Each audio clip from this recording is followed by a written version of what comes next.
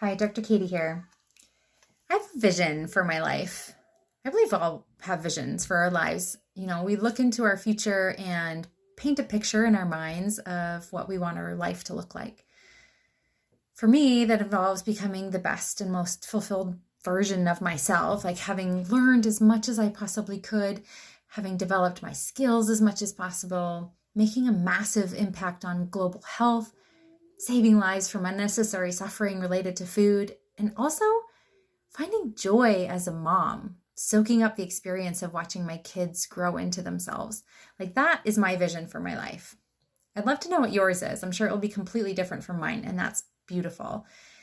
And if you're not sure what that is, I dare you to sit in stillness for a while and really dream. Like in your wildest dreams, what would your best life look like? We all have a vision somewhere inside ourselves.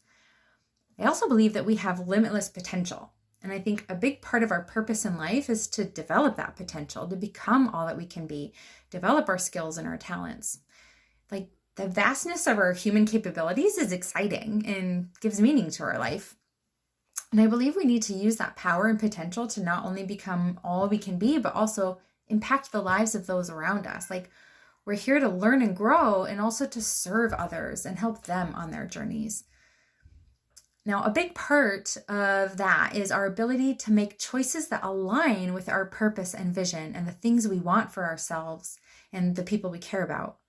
We have choice. We can create our own reality and our own destiny with that power of choice that we have. Now, the question is, what choices are we making to make our life vision a reality? I think it's one of life's greatest tragedies when we relinquish our power to choose to choose that vision, to choose that destiny because we feel stuck in our current circumstances.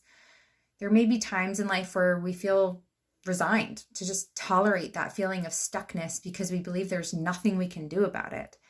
But when we discover the power that we have to choose our destiny and change our circumstances, like once we take hold of that power and use it, it's so freeing and so empowering. So, for example, I'm a physical therapist, and out of school, I got a job like I was trained to. And I had a job for several years that I just didn't enjoy. I was getting burnt out. It wasn't my passion anymore, but I stayed because I just felt stuck. I would complain that I hated my job, but I wasn't doing anything about it until finally I decided to start my own practice. It was a huge leap. It was terrifying, but I knew I had a vision for my life that was so much more than this job that I felt stuck in. So I took a leap, started my own practice, and I haven't looked back since. And it was so freeing and fulfilling to get out of that job.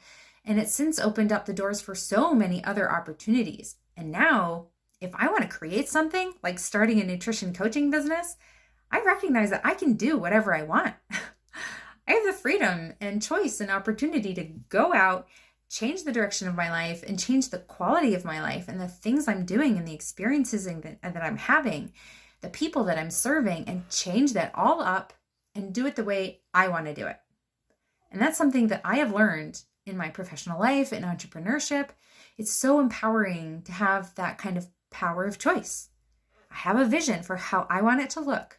Sometimes it takes longer than I'd like and I get impatient, but it's been pointed out to me that I'm taking action. I'm taking steps in that direction. So that's a huge life lesson and value that I hold, that we are creators of our own destiny. Now, I know a lot of people out there are struggling with their health, and it can feel like they're a victim to their genetics. I know there's people who feel like the state of their health is out of their hands, like their body and their health feel out of control. And that's a really discouraging place to be. And I get that. I was in that place too. I was struggling with obesity and depression, but I took action to radically change that. There are baby steps and actions we can all take, things that are within your control, things that you can do. Okay, again, some people may believe that it's just in their genes to be sick or overweight, but our genes are not our destiny. Like scientifically, we know that if we have a certain genetic susceptibility to a condition, it doesn't necessarily mean we'll develop that condition because environmental factors turn those genes on and off.